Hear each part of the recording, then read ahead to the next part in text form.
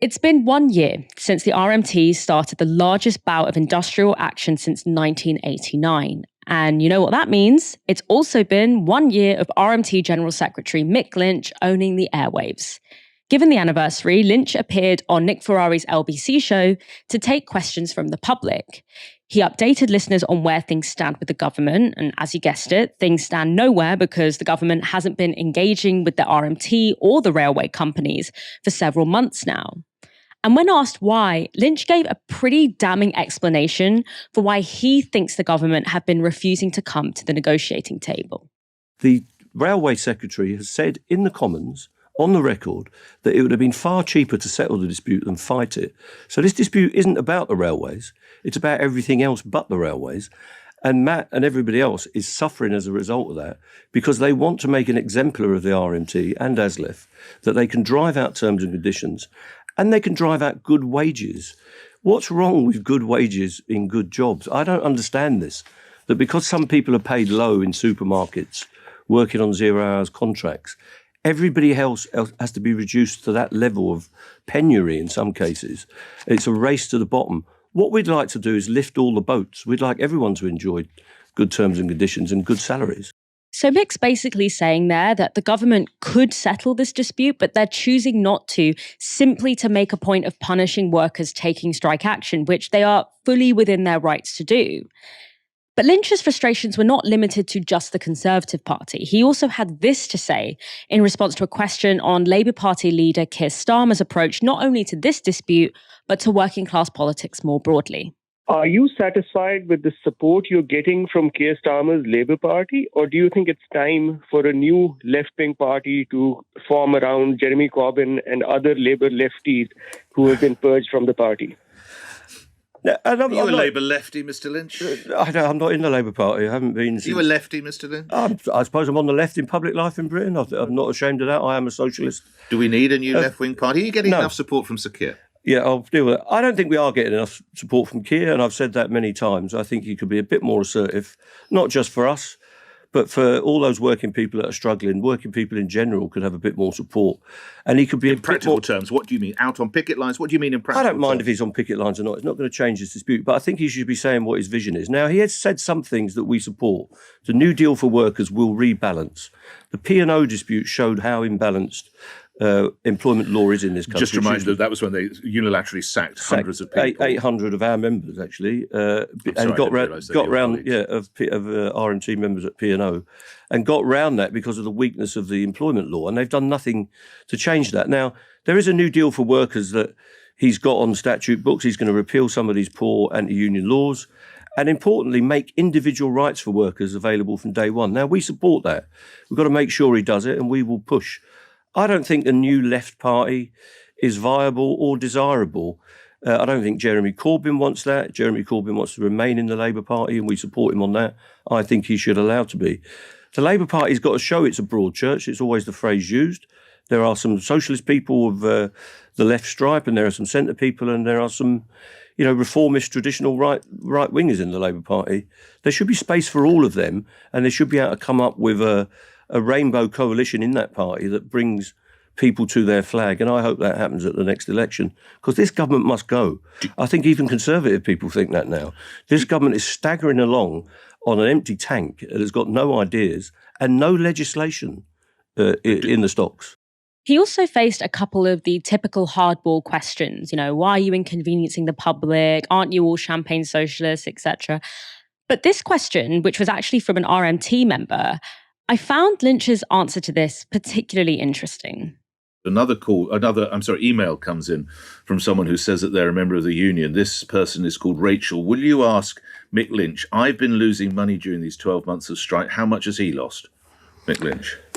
Well, yeah, I thank all our members for their commitment to the cause. I donate my salary when there's a strike on in this national dispute, and I haven't had a pay rise since I've been General Secretary. I've forgone any pay rise. How long have you been General Secretary, Mr. Lynch? I'm going into my third year now, and I haven't had a pay rise since I took the job. In fact, I cut the General Secretary's salary so by 20%. Okay. Do you lose money then, as Rachel asks? She says she does. You do. I and the other national officers give up our salary on strike days.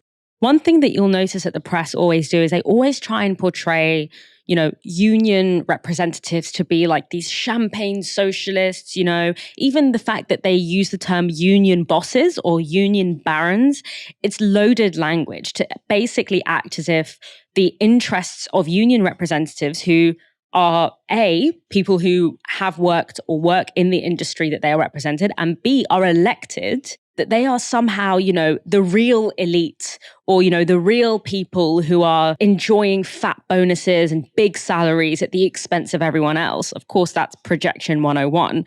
But I think it's really good that Mick Lynch is making clear there that no, I am in this struggle with the workers that I represent, and those are the people I'm accountable to. And I think it's really important that workers like that person who called in, who is a member of the RMT, is able to put questions like that to their representatives. Some questions that came in were, of course, a little less constructive. Let's have a look at this clip. Tony Devendish, a Tory London Assembly member, refuses to apologise. He says your members are, quotes, skivers. Are they skivers? Would you accept an apology? Well, it's nonsense. If he could get up at the hours our members get up, he was talking about London Transport, who've had to shut stations. They made 600 redundancies. Now they've got to shut stations because they haven't got enough staff. We told them that before they did it. He's making out that our members are behind the gates asleep. It's absolute nonsense and it's an affront. He's trying to make himself famous because nobody knows who he is on the London Assembly, frankly.